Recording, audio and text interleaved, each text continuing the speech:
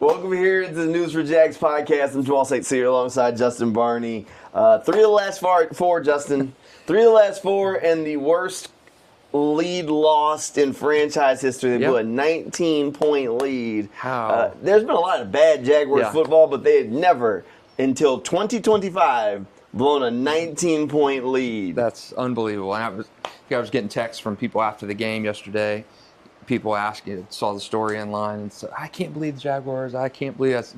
This is a good team, too, compared to some of Jacksonville's bad teams in the past. Well, those teams couldn't get a lead. That was the problem. Man, it's laughable how they lost that game. Unbelievable to have a 19-point lead late in the third quarter, and you lose that game. Davis freaking Mills. Yeah. 3 of the losses this year, backup quarterbacks, or is it 2? Jake 2. Browning? Okay, Jake Browning and Davis Mills. That's it, yeah. It's rough. I mean, where do you go from here? Like, you lose by 19 points like that. I mean, in the fourth quarter, you give up 20. They gave up 26 points in the fourth quarter. There was another team. Was it the Giants a few weeks ago that gave up like that amount in the fourth quarter of a game? Somebody against the Broncos, right? The Broncos were going crazy. Yeah, I think it was the Giants. It was the Giants-Broncos game. That game was ridiculous. That was crazy. That game was ridiculous. But the Giants just fired their head coach. So they did just fire their head coach. Yeah, I don't know. I think you either go 2 ways with this. This is a loss that comes to define your season, which has been something that's happened in Jaguars' previous iterations, or you kind of pivot from it and say, hey, that was a bad loss. Getting beat by Jake Browning wasn't good. You had all those takeaways in that game, found a way to lose that game, and then they come back and string together some wins. So I think you can bounce back from it, but there's so much that is going wrong for this team. Injuries, same things that we talked about at this juncture in February are the same issues that are popping up. The offensive line sucks.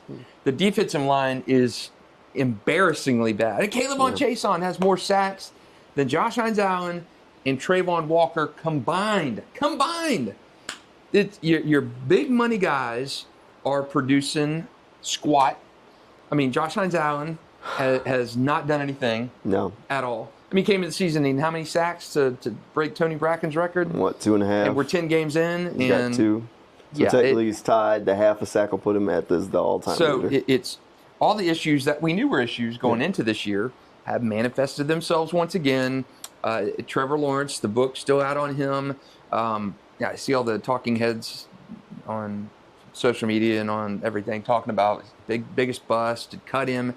Well, you can't do that. You're married to Trevor at this point for the foreseeable future. So everything that really could go wrong has gone wrong and has been correct. All right, let's try and work through this bit by bit because I feel like there's a lot there is to unpack. I guess let's start with Josh. Josh has the same amount of sacks as Jalen Ramsey. Yeah, bad. Jalen Ramsey he's playing safety now at this point, but he's a defensive back. So that's not exactly a combination. It's a problem. It's a problem. Look, they can't get home when they rush 4. Yes. And when you can't get home when you're rushing 4, then you have to blitz to get pressure, which then puts strain on the back end of your defense. Back end of their defense has injuries, so you can't do that. It's a cycle. Yes. It doesn't stop. So you got to get more from Josh. But, you got to get more from Trayvon. You were willing to give Trayvon a pass because he's playing with one hand. But you got to get more from him, too. Yep. The defensive line, your 2 best players on defense right now aren't getting the job done. Yeah. Aren't getting the job done. So that leaves you in this situation that you're in on the defensive side of football. It's bad. And we knew going into the year that defensive line and pass rush was an issue. And I know James Gladstone and Liam Cohen can't fix everything in one offseason. This was a team that, on paper, you said they shouldn't be this bad because you've got Trayvons and the Josh and the Armsteads, those guys, the big money guys. They're not producing. On paper, they shouldn't have been this bad and shouldn't be this bad, and they are. I don't know if it's just they lack the dog in them. They don't. I don't know. I don't know what the issue is. Part of it is the depth on this team because they have been so bad. Like James Gladstone said it, and people started to hate it because he kept saying, "Oh, I'm signing free agents to raise the floor on the team." And we've talked about during training camp, it's easy to pick out the 53 for the most part, most of the time. But that doesn't mean you have depth. Just because we know who's going to make the roster doesn't mean that it's good depth. It's like you're one injury away from saying, well, what do you have? It was like tight end. Brenton Strange goes down, and immediately it's like, can they trade for somebody? Is there somebody out there? I mean, it was the same thing in wide receiver, same thing on the offensive line, the same thing on the defensive line. They've got nothing. I mean, absolutely nothing from Emmanuel Ogbah and Dewan Smoot. Nothing. And those are your edge depth. And we looked at it and said, okay, you brought in veterans that should be able to give you something. Ogbah's resume says that he has a pulse and he's going to show up and get you at least 5 or 6 sacks over the course of the year. Clearly, he is now, if the hill's over there, he's way over here. He is over it. So, against the Texans, they're playing an undrafted free agent, Danny Strigao, meaningful snaps. Like, not a shot at Danny. I think Danny has a chance to be a decent NFL player, but not ideal situation where he's like your top rotation defensive end. Like, we got to get this guy more snaps. They don't have depth. And Mason Smith, invisible. Colin Saunders, finally active. Didn't do anything. No. They just have not. Well, he's just a guy. They have a lot of just guys. Once you get past, like, here's the thing. This is a team full of just guys. This is a team of just guys. There's no dogs, no alphas. Outside of, like, all right, Jordan Lewis got hurt, and you can get a little excited behind the opportunity for Jarian Jones to get on the field. Yeah. Because there's potential there. Could this be, and he had a really good game, right? Okay. Yep. How many other positions can you say that the backup is someone that you are at least excited to see because they have potential to be good? All right, that think about that. Okay, so let's say defensive tackle. Anybody? No. No? Okay, defensive end? Mason Smith, I mean, he's been invisible. I want to see something out of him, but no. But I'm saying, like, nobody. Defensive end? No. All right. Linebacker, maybe Jack Kaiser? Maybe Kaiser, yeah. Okay. Corner. Anybody else besides Jarian Jones? No. All right. Safety? No. Okay. No. Then you do the same thing on offense. There's not a backup quarterback that you okay, running back? Yeah. Yeah. I mean, You'd like to see more Tootin? Yeah, Tootin Okay. and Quint. Wide receiver. No. You see what I'm getting there? Not at all. And then you start looking at these other teams where they're drafting for players that don't have to immediately step in. So then when these injuries pop up, they're like, ooh, okay, well now let's see what this guy can do. Only one way to find out. The Jaguars have to raise the floor so that way they're not drafting for need. Yeah. Like Caleb Ransall was a 3rd-round pick. And everybody's looking at the defense like, man, if only they had Caleb Ransall, he could change everything on the back end. He's a 3rd-round pick. Yeah. 3rd-round pick. 3rd-round pick shouldn't be drafted to step in. I shouldn't be looking at the offensive line wondering how bad could Wyatt Milam possibly be. I mean, that he's not playing because he was a 3rd-round pick. Yeah. 3rd-round pick shouldn't be walking and starting. Walker Little, not good. Nope. Not good at all. Nope. I mean, Ezra Cleveland, not having him hurts because he's been stable on that side. Yep. Still kind of just a guy, but he's been stable. Hainsey's been solid. I like Hainsey. I like Robert Hainsey. Right side of your line, not. I mean, Anton is just. Anton's played well. He's played better. He's than gotten banged up. Anton's your best tackle right now. Yeah, compared to Ian Walker, yeah. Robert Hainsey's your best offensive lineman right now. And Akari, miss. Yeah, not it.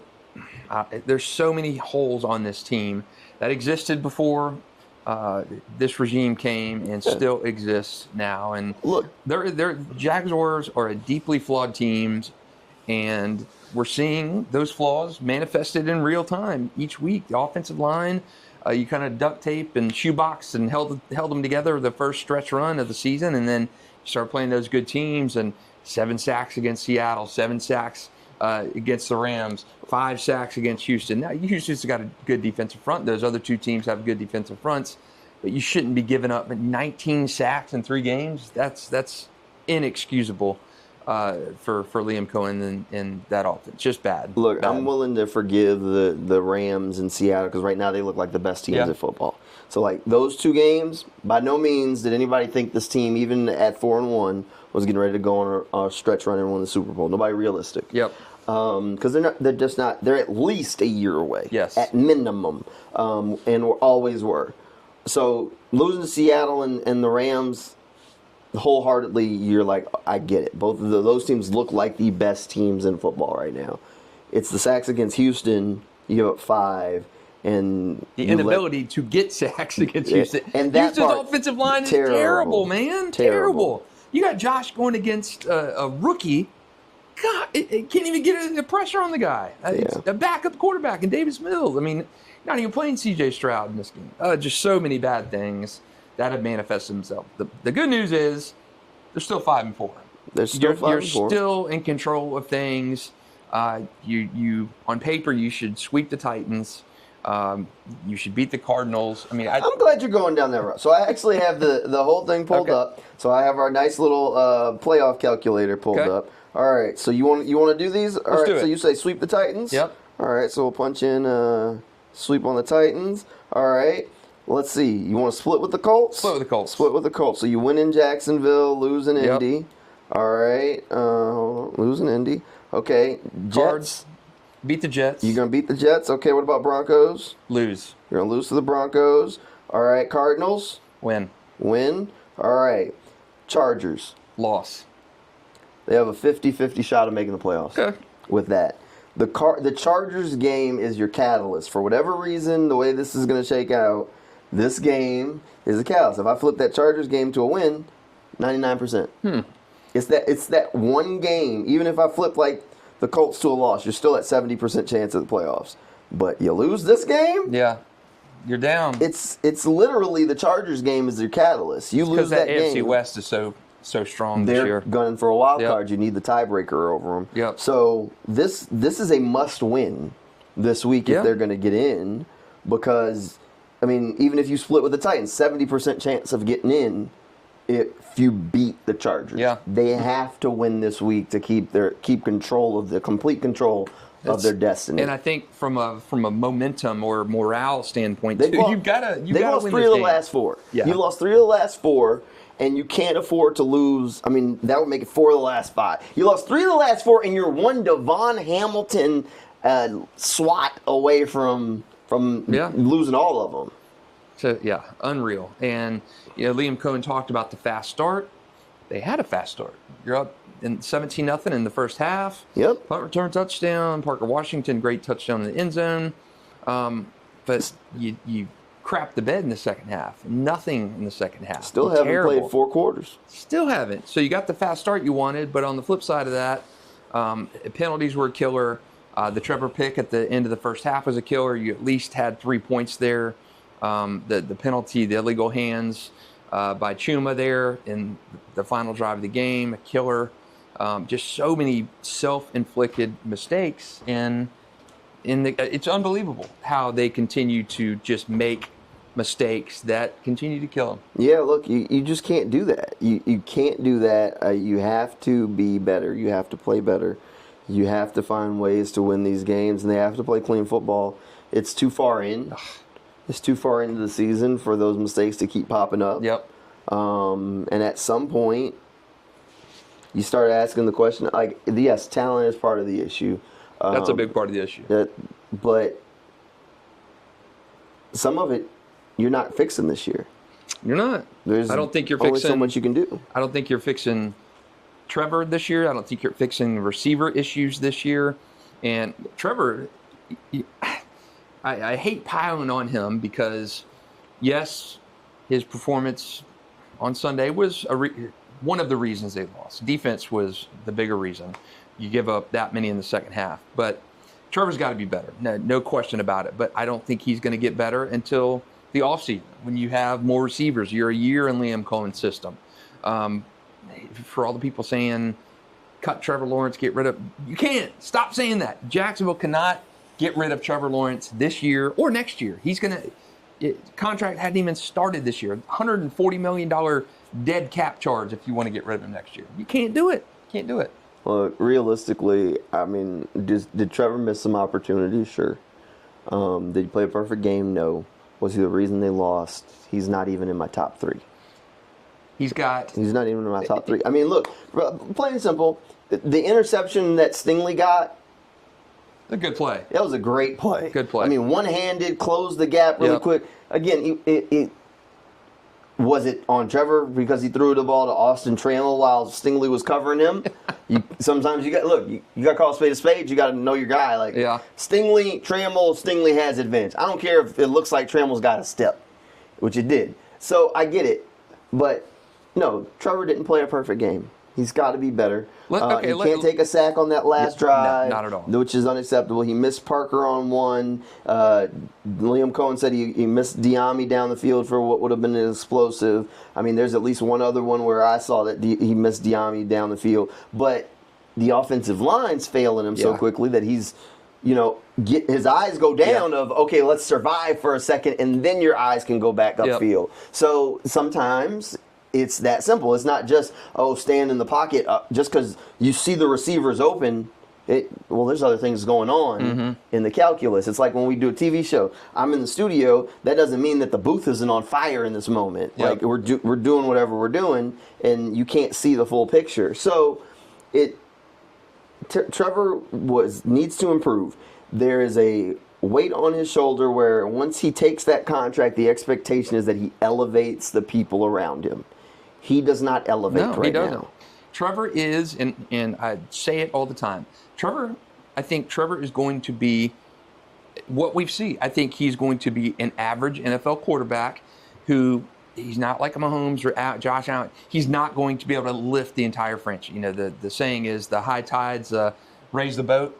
He's not a guy that can do that. He is a guy that's going to play in the system, call him a game manager, what you want. He's going to be able to deliver. We saw him during that 20-game stretch in 22 and 23. He was 15-5 as a quarterback. He was playing like an elite quarterback, but I think that's an anomaly for Trevor. I don't think that's the true Trevor. I think he's more of that middle-of-the-road quarterback. So they can win with him. He's won a playoff game. He's won the AFC South.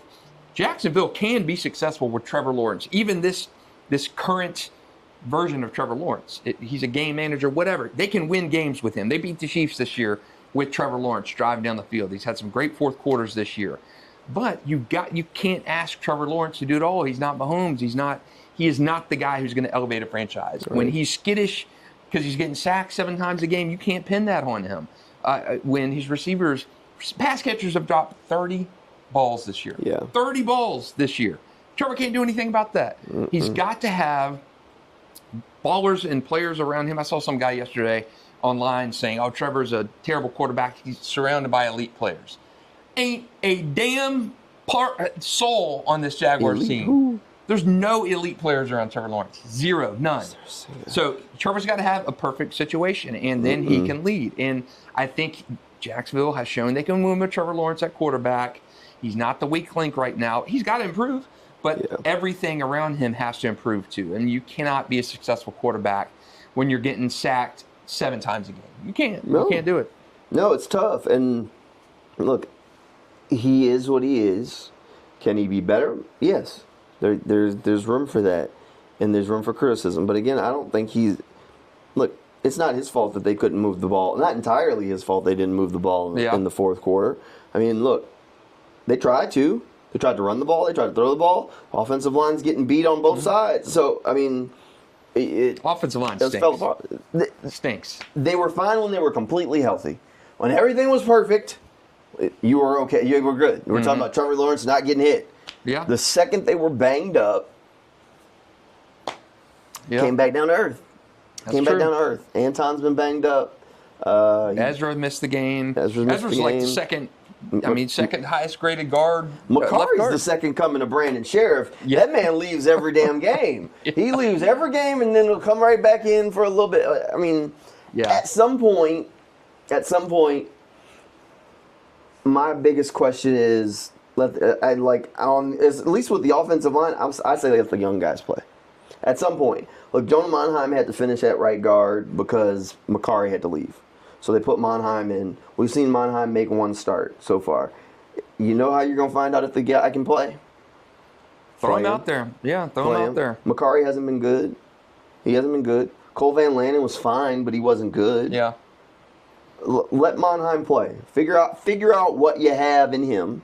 Same thing with Wyatt Milam. If Anton needs to miss this week, it shouldn't be Chuma Edoga starting. Yeah, you're right. I mean, look, you know what that is. I mean, it's like Trevor made the throw. Trevor got out of the pressure, made the throw to Parker Washington. They're in field goal range.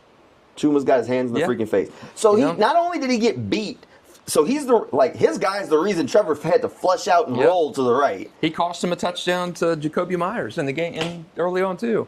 So yeah, it's like that's where it's like it's not Trevor's fault. Right. It's not and completely. That's why, and I agree. That's why when you're saying Trevor's a bust and all that, he's not been as he was billed as.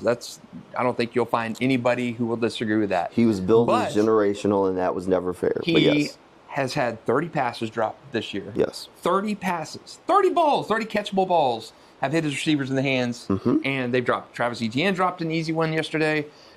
He's not getting the help. And I don't care if it's Patrick Mahomes back there making those same throws Trevor is. You saw what happened when the Chiefs were in the Super Bowl against the Bucs.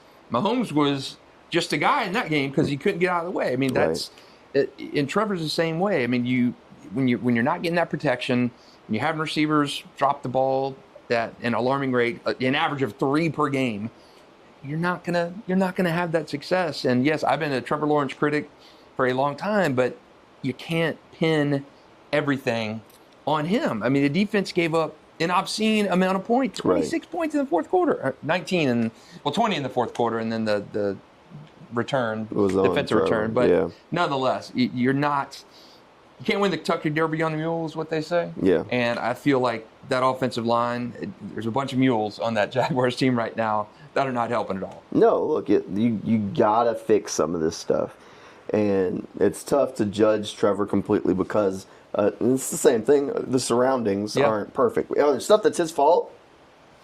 I mean, I guess it was against the Raiders where he snaps the ball and the motion guy, Johnny Munt, was right behind him. He snapped it early. Yeah. Like, that's on you. Yes, that's on Trevor. And if it would have been a fumble and a turnover there, that would have been completely on Trevor. Everybody would have looked at him and been like, why was Johnny Munt there? Johnny Munt must have messed up. No, it wasn't. Big catch from Johnny Munt yesterday, by the way. Big catch from Johnny Munt. Big catch. Hey, look, blind squirrel finds a nut every so often. Look, overall, they have a lot of guys, and they don't have enough, dudes. They don't have an alpha on this team. Who's the, we've had this conversation in the past. Who is an alpha on this team? Ain't one of them. There's not one of them. Josh ain't an alpha.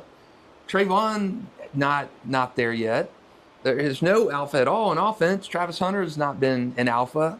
BTJ has been skittish. There's just not to me, there's Jordan Lewis. Yeah, maybe Jordan. I mean, but again, he banged up too. Yep. You've got a team of, in Madden terms, you've got a team of 65 and 70s on this team. This is a team of 65 and 70s, and that's just what it is. That's what it is. That's just what it is. You're going out there and trying to manufacture stuff from scratch. Maybe not 65. Maybe 68s. Maybe 68s. You don't have a lot of good. You don't have the upper echelon. Ain't nobody. There's not a single person on the roster that you're talking about putting in the 99 club. No, not at all. I don't even know if there's a 90. Not even a 79 club. I don't think. Hey, who would it be? Legit, who would it be? I mean, Diami has been. Etienne's been okay. Etienne's been good. 81 maybe, but not more than that. Etienne's been good. Devin Lloyd before the injury had been good. Yeah,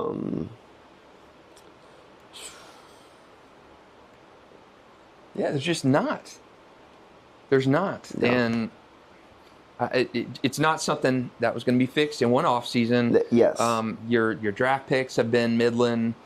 Travis Hunter hurts, obviously. That trade, in hindsight's looking a little bit worse, especially if, let's say the season spirals and they finish with a top 10 pick. That's going to be panned anyway because they're the Jags. But just the Travis Hunter you fans thought they were getting from Colorado, he wasn't that guy. But yeah, just not a lot of positive things from. Positive thing. There've been a lot of success. I think had you told fans you'd be 5-4 through 9 games, they would have taken that. They would have taken it, and that's the thing, is that going into the year, we probably would have taken that. Realistically, if they finish with 8 or 9 wins, success, I think. Yeah, probably right about where you should be. Yeah. Anything above that about 8-win threshold is just a little extra. So if they got to 10, they got to 11. That's great. They overachieved a little bit. I mean, I'm not as concerned. Like, I think the question is, does Travis come back this year? Because if not, you're going to end the season with a big question mark on your rookie class. I mean, that's not bad, but you just honestly have no idea how close you are, what you have. You'll have a limited look at LaQuint Allen, which I feel great about him being a guy who's going to be in the league for a long time just because of what he brings and does well. But I said that before he ever played a snap. Yeah, you're right. Bashal Tootin, you've seen flashes, but you have no idea if he can handle a 15, 20 carry a game kind of guy. You know, no idea. Wyatt Milam hasn't played. Caleb Ransaw's missed the year. Jonah Monheim's a backup who's had some spot duty starting. McLeod injured. McLeod's on injured reserve. He's getting a redshirt year. Jack Kaiser's not playing. So you really have no idea. And that's not the end of the world. That's fine. But when you would like your initial draft class in a rebuild to have a little bit more contributions. Yeah, I mean, this is true. You know, you want to feel good. Like, perfect world, by the end of the season, you're saying, ooh, Travis Hunter's a budding star. Yep. Perfect world, you say Caleb Ransall, but you can't control the injury, so no red flag there. But you feel pretty good about LaQuint Allen at least being a third down back for the future. And realistically, barring Travis Etienne getting traded or getting hurt, you were never going to find out about Tootin if he can be the bell cow guy. So that's okay. I mean, but you'd like at least one more of those guys, Wyatt Milam, to at least be, okay, well, he's a starter. Like, we feel going good. into next year, you say, okay, we're going to let Walker Little walk, or we're going to get rid of Walker Little, and we're going to maybe put a Milam here. So, we're going to move Anton on the left. Something, Wyatt start at the right. So you'd like to have an idea of that, and then knock on wood, get a better return on a free agency class next year than you're getting on this one. I mean, Jordan Lewis has been solid. Hainsey's been solid, but I don't know, kind of just at this point. Yeah, look, I mean, I think the free agent class is hitting, but when you're signing the guy, and I keep seeing people like questioning the free agent class, when you're signing the guy that the price tags they were signed at, this is what you get. De'Ami Brown was a 1-year, $10 million contract. That is not a lot of money in terms. Yeah. It's a lot of money to me. It's a lot of money to you. But in NFL terms, for signing a starting wide receiver, it is not a lot of money. They got what they paid for. They swung at potential. They missed. They got a solid veteran locker room guy, which he is, and they're trying to make the rest work. He's a depth piece. It is what it is. You took a swing. Eric Murray was good, but he got hurt. Yep. Okay, so Jordan Lewis has been good. He's a little banged up. He's hurt. Dennis Gardeck, he's a hit. Yeah. I mean, I think Dennis Gardeck for a third linebacker gives you a ton of flexibility. He's played good ball. Who else? You switched out Tyson Campbell for Newsome. I think both of them sucked. I think both of them sucked, but for Newsome, you at least pick up a draft pick in the trade, and now at the end of the year, he's done and he's off your books. Tyson, you were stuck with. So now that's Cleveland's problem, and you can just figure out corner during the offseason, because I don't think Newsome's good. So, okay, what else did they do? On offense, you brought in Patrick McCary. I think he's a backup. I think he is what he was in Baltimore. Yep. He's going to be your backup at all 5 spots next year. Shouldn't be starting. He shouldn't. He's not starting. He's not starting. He's a backup at all 5 spots. So then you got that, and that's taken care of. Okay. You brought in Robert Hainsey. I think Robert Hainsey was a hit. Been good, yeah. I think he's been great. You took a swing at Hunter Long and Johnny Munt. Hunter Long, when he was tight end 2, was fine. Yeah. As tight end 1? Yeah, I'm with you. Not good. You signed Chuma Edoga. Miss. Terrible. But he was also signed to be a backup. Yeah. He wasn't signed to start. And he was also signed to be a guard. Right. They moved him out to tackle because the tackle depth was just not there. You brought in Ugba and Smoot. Like, I don't think anybody knew Ugba was going to be this bad. His resume says he still had a pulse. Yeah. He doesn't have a pulse. It's gone. The pulse is gone. The body's cold. Smooth, whatever. All right, you found 2 undrafted free agents, which you can count that part of the draft class or the free agent class. Danny Strogal, for what it's worth, looked fine out there early on in the game. Recovered a fumble, had a good quarterback pressure. Yep. I mean, he's shown flashes. So is BJ Green at times. He's at least playing on special teams, so that's solid. So, I mean, you don't hate either one of them. You don't know if both of them should have made the team. But I think, like, the free agent class, there's more hits than misses, and none of them are, like, crippling contracts. Yeah, and I think that's where people get caught up in it, is like Trent Baalke, when he missed on a guy, it was a crippling contract that messed up the salary cap. Shaquille Griffin. Yeah. Crippling contract. Gave the guy a bank load. Yep. Like, me and you were arguing about Jordan Lewis like he got Shaq Griffin's contract. He didn't. Shaq Griffin was, a similar leader to Jordan Lewis, but he got paid. Jordan Lewis got a very reasonable contract compared to that. So, and I think he's a better player than you got for Shaq. So, same thing, like Eric Murray. Eric Murray was signed on a very bargain basement, barely a starter kind of contract. I think, what's the other guy they cut? Ronald Darby, I think, got more money than what they got for what they paid. He retired because he was so bad. The hill was over there, and he was past it. Like, it just was what it was. I mean, you got to look at the free agent class in that lens too, as he's not out there making it rain on these guys. He's not going to go spend money like that. He's not going on a spending spree. This team, this front office is dedicated to building the team through the draft. He's going to amass a bunch of draft picks, day 3 draft picks. He's going to move around. He's going to go get the guys that he wants. That's how a successful team is built. And then he wants sustainable. Money to sign his guys. Right. Now, early on, it's going to look wonky because none of these guys are his guys. So, I mean, he's still probably going to be active in the trade market, but right now he's massaging things out. Like, we'll be asking the question until we figure out about Trayvon. Trayvon's technically not his guy. They're not. He's not these. They inherited him. So do they keep him? Josh isn't their guy. So are they going to be looking to move on from Josh at some point? These are all things. It's crazy to me though that in that draft class, the Trayvon, top 4 guys, or top 3 guys, after him have all gotten extensions. So Aiden Hutchinson just cashed in, highest paid defensive player, right? Yep. Close to it. Sauce. Stingley. Same thing. Stingley. I mean, had you taken any one of those guys, you would have been in a better position. It could have been worse. They could have drafted Evan Neal. That's very true. That's true. Was he 5th that year? I don't know if he went 5th or did Thibodeau go 5th. It may have been Thibodeau 5th. So, again, another guy who. Now Trayvon he was overdrafted at 1.